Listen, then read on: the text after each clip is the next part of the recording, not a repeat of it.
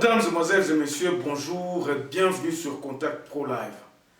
Nous sommes aujourd'hui le 29 juin 2020 où aujourd'hui nous allons essayer encore d'entamer une nouvelle série d'émissions dans lesquelles nous allons par votre demande, nous allons essayer d'allonger nos émissions, mais ce qui se passera, c'est qu'il y a nos followers qui sont sur Instagram devront, pour suivre toute l'entièreté de l'émission, devront basculer sur YouTube parce que sur Instagram, nous allons devoir nous quitter après 15 minutes. Aujourd'hui, donc, nous allons commencer cette série d'émissions où nos émissions vont prendre un peu plus de temps, donc ça va prendre à peu près une affaire de 20 à 25 minutes selon le sujet que nous allons aborder. Mais j'espère qu'aujourd'hui, nous allons entamer un sujet qui peut-être va pas assez prendre beaucoup de temps. Alors, ainsi dit, voici donc ce que nous allons commencer à faire. Nous allons commencer à lire certains titres des journaux en ligne. Ça, ce sont des sites web qui traitent de l'actualité. Et nous sommes dit, nous allons commencer tout simplement à lire les titres et vous informer sur ces titres-là. À vous, je vais vous lire quand même aujourd'hui, je vais commencer par vous lire aujourd'hui des articles qui ont parlé et qui, je pense que ça peut vous intéresser. Voici les grands titres de médias en ligne. Donc, nous avions choisi 4 médias en ligne qui sont le mediacongo.net et dans son édition du 28. Les grands titres sont tels qui sont arrestation de Tunda Yakasenda. Le gouvernement exprime son indignation pour l'humiliation subie par le VPM en charge de la justice. Les 6 conditions posées à l'APUPN pour la reprise des activités académiques. Et j'ai été rassuré par la hiérarchie. On m'a dit de ne pas avoir peur. Ça, c'est Tunda qui parle. Donc, mediacongo.net en parle, c'est ça le titre. Et il y a en province Djougou, un corps sans vie retrouvé dans une concession minière à Mongbaolu. Et en sciences et environnement, mammifère le plus braconné au monde est coupable idéal dans la crise du Covid-19. Le pangolin est-il en train de sauver sa peau? Ça, c'est les grands titres que vous pouvez retrouver dans mediacongo.net.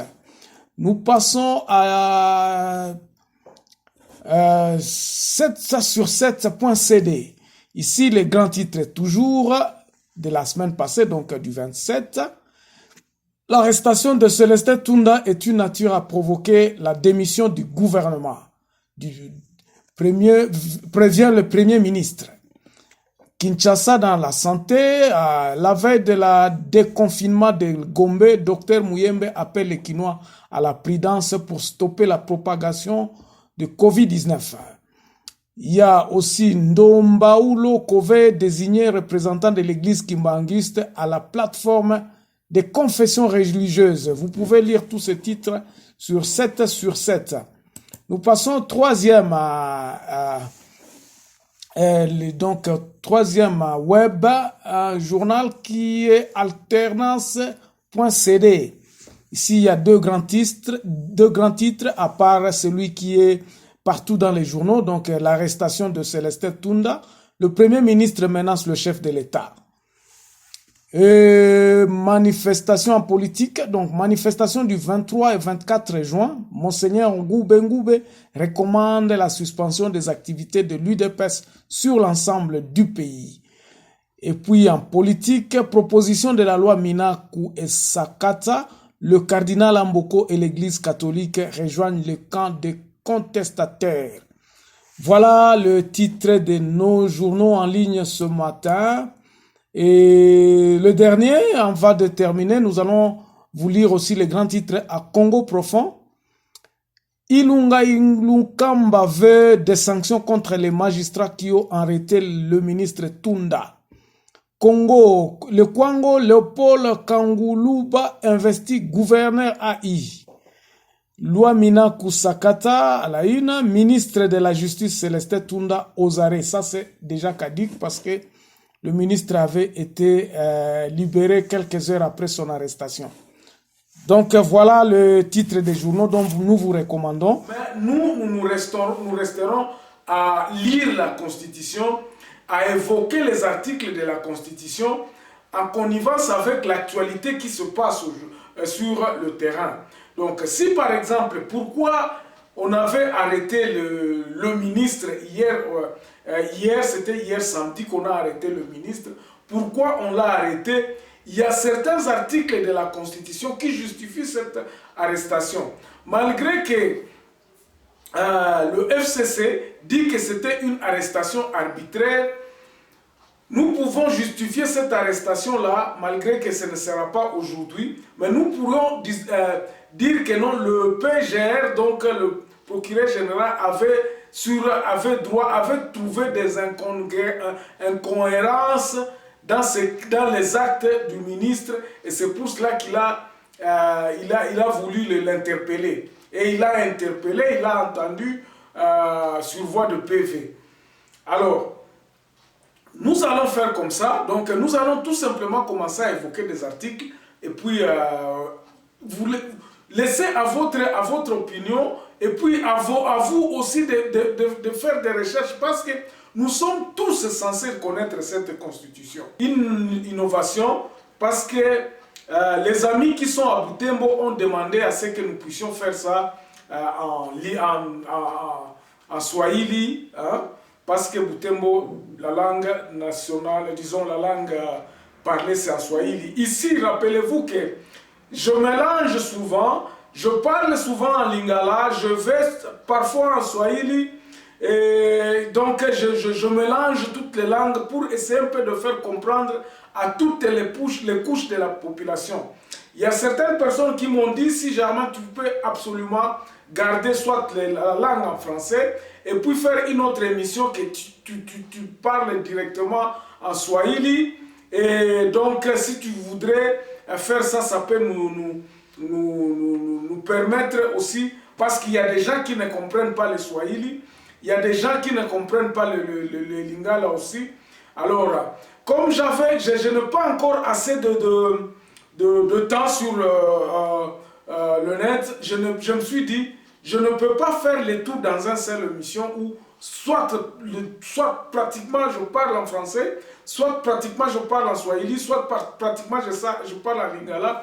Mais nous sommes Congolais, je suppose que tout le monde, une bonne partie en tout cas, des gens entendent et puis s'accommodent à ce style que je parle. Il n'y a que 2 ou 3 personnes jusque-là qui m'ont demandé de faire ça. Mais je suis en train de voir comment est-ce que je veux faire de mon mieux, parce qu'il y a une radio qui voudrait relayer nos émissions à Butembo.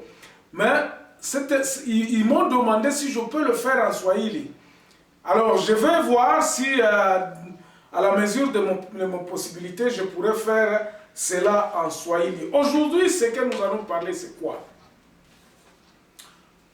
Nous allons encore parler de nos régions. Toute